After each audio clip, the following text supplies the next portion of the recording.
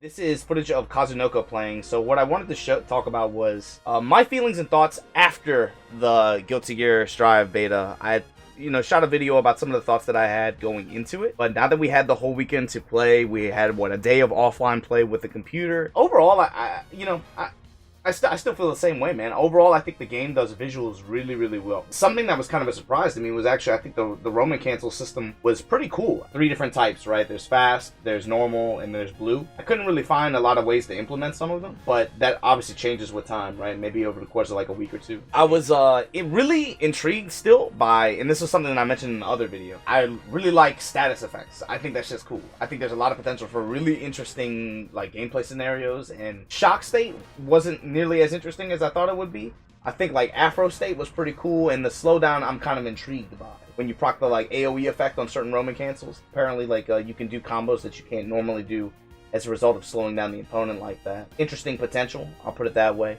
Neutral movement, in my opinion, on the ground didn't feel so bad, but I thought in the air movement I didn't really like so much. I thought it felt like very heavy, very kind of to me not as smooth. The new air dash to me it didn't feel good in neutral, in my opinion. The gameplay for me in the beta was kind of like a paradox, right? Like it felt like overall the game was more grounded, but it was also a more jumpy game. And maybe that changes based on how the game develops, right? In general, anti-airing was not very strong. It felt like anti-airing was very weak outside of DPs, really, or if you had a reversal like May, where you could just do up dolphin, right? And that's something that probably contributed to my experience, because I played Axel. Axel is a kind of unique character, and I think he teaches you a lot about neutral, but then also the way neutral works in the game. That's one reason why I picked him. Another one is just because I think he's cool and I think he's fun. Yeah, it definitely felt like DP is super privileged. You had a big advantage. I mean, especially like, man, if you jump and block the DP in the corner, you land and the person who threw the DP is plus. This is just like absurd. Pace overall for me, the game felt a little bit faster maybe than Xrd, but I think that because of the way the game is, it would have the potential to maybe slow down. Damage is obviously super high. I'm not even gonna really comment on the damage just because I think that's a value that they can just easily tweak. Yeah, it felt a little bit faster than Xrd, but maybe that also is because of the way the Roman cancel system works too, right? Without the slowdown overall affecting the entire screen and slowing down the game, that was a big complaint that I think a lot of people had about Xrd. This Roman cancel system I thought was really good, with the exception of defensive RC. Like I said, I thought overall that system was really interesting to me, actually. I felt Soul was the strongest character this beta. It felt like he was, I think, on surface level, and one reason why is obviously the DP, absurd damage, command grab that does 35%. But the other thing is he had 5k too. 5k was one of the few consistent good normals on the ground, but then also fast anti-air normal as well. It would make sense that Soul is kind of the character that is probably the most developed and easiest to become accustomed to. Overall, it felt like the other characters too were overall pretty strong. I felt like Faust and Axel were maybe the weakest. I'm not going to give you a beta tier list, but I felt like, just watching SKD play in particular, I'll show you. I felt like Kai and Chip maybe had the highest rising stock potential. If the game were released tomorrow, this I think would be a gameplay element that would be developed. Watch this. Air dash, FDC, he goes and throw this time. The way he cancels the momentum lands very quickly like that, he can create cross-up scenarios, he can go empty low, he can tap you high and confirm into the same situation again. He can go for a throw, he can burn the meter on the throw, do the same damage, go for it again. This kind of Okazeme I think would end up being really strong, but then also in neutral I could see players doing this a lot. I could see the gameplay kind of evolving to be about that. Check this out. Watch this. Cross up. So Axel had a version of this as well that I was doing towards the end. If I was able to score a knockdown, what I would do a lot of times was I couldn't hit his jump punch cross up, but empty low worked really well. It's really hard to see. You can't react. It's way too fast. But you can kind of get an idea. The characters in general, they don't really feel unfamiliar. And on first glance, it's hard to judge too harshly because, again, I think like a lot of people make the mistake of, okay, my character experience from this set of games under this set of subsystem and this rule set, this is the character, this is what they can do. Sometimes when you take those characters and you put them in a different box, different rules, and it's a different game, you have to reevaluate them based on that pack. May, for example, I think, in Xrd, she has a really wide move list on the surface. I think because let's be honest with you, most May players, it's a miracle that they're able to go grocery shopping and make it home on a daily basis. You know, they sail through the air, they just mash on jump heavy slash. They just want to become a hitbox. They just can't stop doing stuff. At low level, that's how that is. But the thing is, that character actually becomes really complex when you get to the higher levels of gameplay. Execution-wise, she becomes actually pretty demanding. When you start to do optimal stuff with her and do like real Oki and stuff, I think she's a difficult character personally. And the cool thing about her is that I felt this way, especially in Exert. I think that I could point out a really good example. If you watch May players like Hidako and Azesuke play, and then you watch a May player like Root, they have completely different style. It's the same character, right? But the pilot, you could take the names off, we could watch a match, and I could tell you this is probably this person playing, based on their movement, based on their attack patterns, based on what options they go to the most, you know, that kind of thing. So we go to Strive, and May, for sure, she's by far, I think, the biggest victim in terms of having like the move list shortened. And as a result, I think she kind of becomes a more one-dimensional character. There's not really like strong potential to really play her in a lot of different ways. Despite that, I felt like she was one of the stronger characters despite how the game flow was. You know, because of how the gameplay was and because of how the game flow was. This game feels overall constricted than the flexible kind of freeform game that GG I think has traditionally been. Ultimately, that limitation and feeling of having to play within a box of the way that the designers want you to play, it takes away that feeling of flexibility and freedom for me. I felt like, especially towards the end of the net play sessions, it was like they want you to use the dash macro, they want you to use dust to open people up, they want you to get a touch, combo into the wall, they want you to break the wall, get the meter after, that kind of thing. I'm not sold that that's the best way to go about simplifying the game necessarily. Gatling's being so restrictive is on paper really friendly, but in reality it creates a kind of paradox. Actually, it's limiting and makes offense, I think, static. It kind of like, it makes it more difficult, I think, because I think one reason why they wanted to do this was to limit the ability for good players to kind of pressure really well. I think a lot of issues that new players run into as they get in higher levels of play is this player is so good with Gatling strings and pressure, it's very difficult to know when it's my turn or my chance to escape. So this, I feel like, was meant to alleviate that. But in the end, it actually ends up becoming just more strict memorization and something that stronger players will leverage against, I think, newer players. Think about just Guilty Gear Magic Series. Punch, kick, slash, heavy side stuff. You just piano.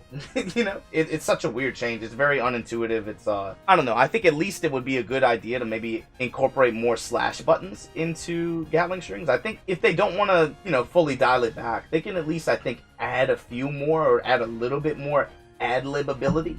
I think that would be really good. Throws also on 6 and 4D, to me, it felt strange at first. I had a few instances where I was trying to pressure and then do dust at the end, but I accidentally got the throw, ate a counter hit, and I have to imagine that kind of situation might come up a lot. I think it would make a little bit more sense to bind it to something, and I know a lot of people use faultless defense this way, but I think it would be good and a little bit more standardized and maybe easier for players if you make it like 4-6 PK, something like that, where that way it's like standard throw tech buttons, right? Like in Street Fighter. Air throw overall felt really weak because they're slower and because of the throw with counter hit state.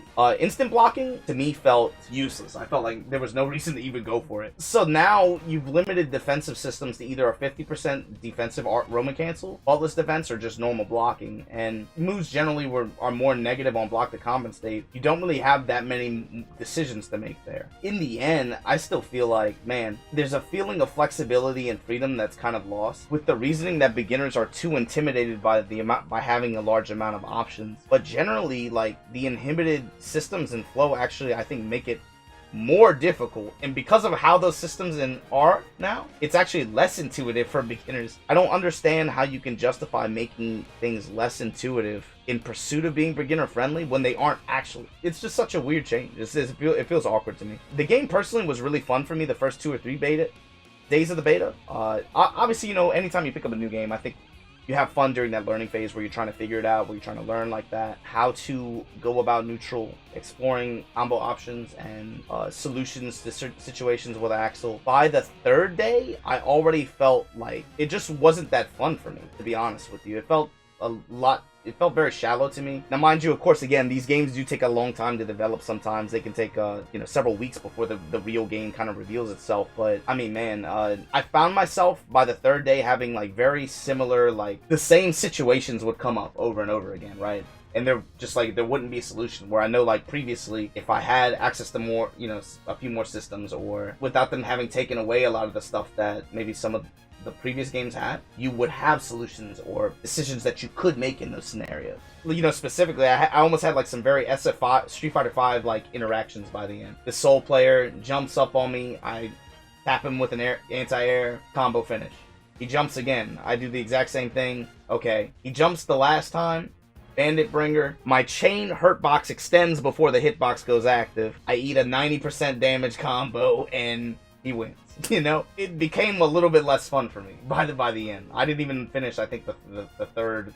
I stopped an hour short. Generally, I thought the music was, there's 3 tracks that I thought were okay. Chip's theme, Pop's theme, and the Faust theme I thought were okay. I can listen to them. But even then, I swear to God, I'm not just hating, right? It sounds like I'm just looking for any reason, but it's not like that. When I listened to XX soundtrack first time, when I listened to Xrd soundtrack first time, immediately, first listen, there were some songs that I was like, this is good. There were songs on there, I can name them for you. The first time I heard them, I was like, this is tight. So far, it's not even about them being vocal or anything like that. I just don't feel it.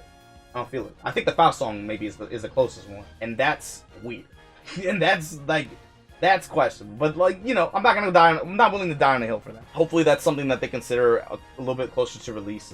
Maybe making more of the older tracks available. That was something that I actually think they failed in Xrd. If they offered like every old track as DLC, they found a way to license the Korean OST, add that as DLC, I would have paid for all that. I briefly mentioned the counter hit state a little bit earlier, and it's hard to talk about that without bringing up that counter hit zoom in. While I get that it looks cool, it feels like it just was not made with players in mind. With that counter hit zoom in, I felt like it was eating my inputs a lot. You can't tell when you're in control and when you're out. It's very jarring. It's intrusive on the game flow. I don't like it, and I hope that they consider changing it. And it's just one example of that, right? Because I have the same issue with the wall break and the cinematic after that.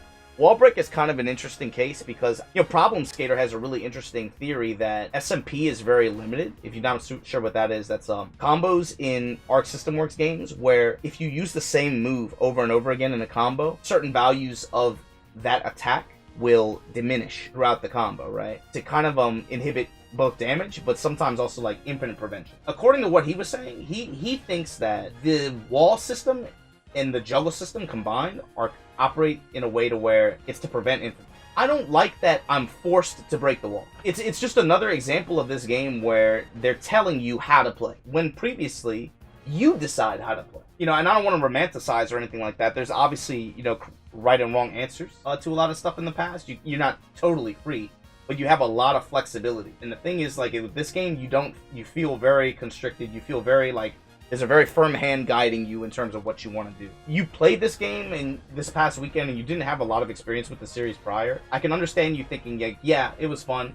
I don't know what they're mad about. I don't know what they're talking about. It's going to be very hard for you to fathom exactly like what we kind of mean by that. Basically, with the wall break and the wall break cinematic, what I think would be cooler, instead of forcing me to break the wall and go back to neutral or whatever, if they did it in a way to where certain attacks or certain round-ending scenarios cue the stage transition and break the wall, give the person who broke the wall like a slight meter bonus at the start of the next round or something like that. Something like that. But the fact that I can't even choose if I want to break the wall or not, like I'm forced to do it, or just drop the combo and then they auto-tech off. I don't know. I didn't like it. I thought it was, there's just, again, my issue is like there's not a lot of choice. Likewise, of course, you look at the combo counter, you look at the UI. Everybody knows that this is all bad by now. I think the scrolling of the health with the health bars, I think that's a bad idea because it actually changes the position of where you have to look on the screen, first of all. There's nothing wrong with the old locations. Literally, if you want to look at this thing, you know exactly where to look here. But Risk, Burst, debatably the most important properties in this game, microscopic as hell. I'm sitting there, dude, I'm struggling to see him. I can't see shit. 1 second my life bar is here, the next it's over here. It's bad design. There's no need to reinvent the wheel on this. Put the burst on opposite ends. Put risks in the middle, right underneath the health bars. Have the health bars just be normal. There's no problem. Listen, if Majin Obama has to tell you that this looks bad, we got a problem. Do I need to constructively criticize to tell you this looks bad? I'm not advocating people you know going in like that or anything like that, but and something that I've seen a lot of is like, you know, with regards to little things like this with like the UI and stuff, I've seen people on Twitter, you know, making their own mock versions of improvements. I think that's really good feedback. I think that's really good. But my point is this. You can't talk shit about Street Fighter V, MVCI, KOF 14, even though these are not one-to-one analogies, right? Each case is a little bit different. But you can't be willing to criticize and talk shit on those games. And then for this one, be like, no jokes, only constructive criticism. Be consistent. You should be respectful for sure. But bro, if I have to tell you this looks bad, that's bad, man. That's bad. I hate when people kind of try to write things off or excuse things as like, oh, I got used to it. Listen, Ultimate Marvel vs. Capcom 3 has one of the worst UIs ever. Didn't stop the game from being really good, didn't stop us from enjoying it, loving it. Objectively, it's trash. It's awful. I got used to it. That doesn't mean it's fucking good, bro. You can get used to anything. Think about what you're saying when you say it. Like, yeah, this is trash, but I got used to it. Like, what? That doesn't mean it's good, you know? That's just not an adequate, like, defense to me. It doesn't make sense. The juggle system that they use in this game, I think, is pretty interesting. I think to this degree, this is kind of new for Guilty Gear, where they have kind of like a raw juggle system like this.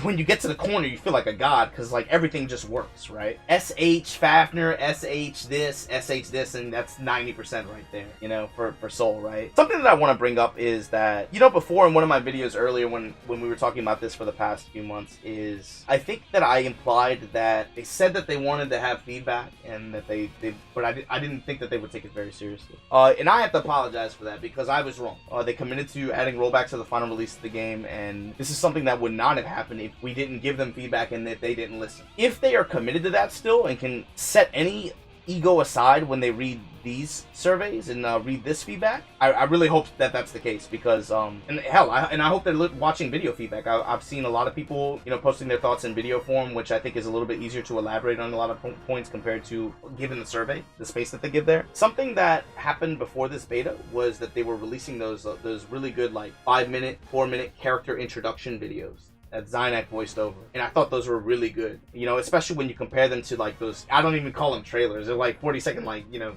tease. I don't care for those very much, but I think these are really good, especially when you consider, you know, what's going on with the, you know, global pandemic and stuff like that. For them to be able to get those out, I think was really good. I think videos like that do way more for being able to help people get familiar and introduce characters to people on the outside or people that don't know. However, I think it is tragic and unfortunate that a game that is built to cater to, you know, players that don't play Guilty Gear or players that don't even play fighting, their introduction, their first experience with this series was through this beta for a lot of people. Just think about it. Beta starts, here you go guys, we're gonna drop you in with the computer, we're listening to feedback. So there was 4 different types of Roman cancel in this game. There's no explanation on it. Even in the online PDFs on the website, no explanation of mechanics, nothing to teach new players or give new players or people who don't know anything about fighting games or know anything about this game any kind of degree of what they should be doing other than just running through,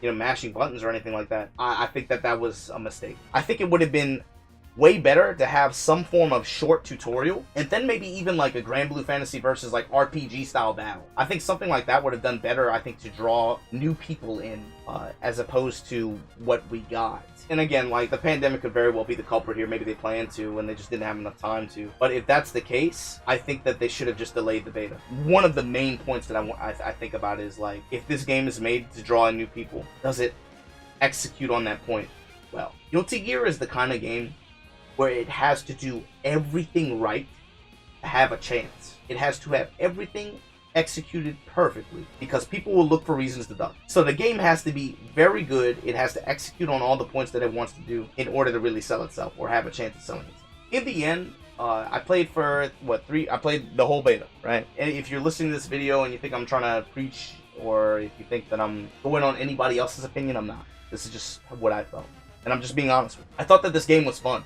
I really did. But I thought it was fun in a kusoge way. And what I mean by that is, it's the kind of fun that I think I would play and I would have fun with for a short amount of time. It's not the kind of fun that I found in traditional Guilty Gear. Oh, this is just another Arc System Works cycle game. They'll churn this out, 18 months, people will be tired of it, on to the next one. That's honestly the feeling and impression that I had.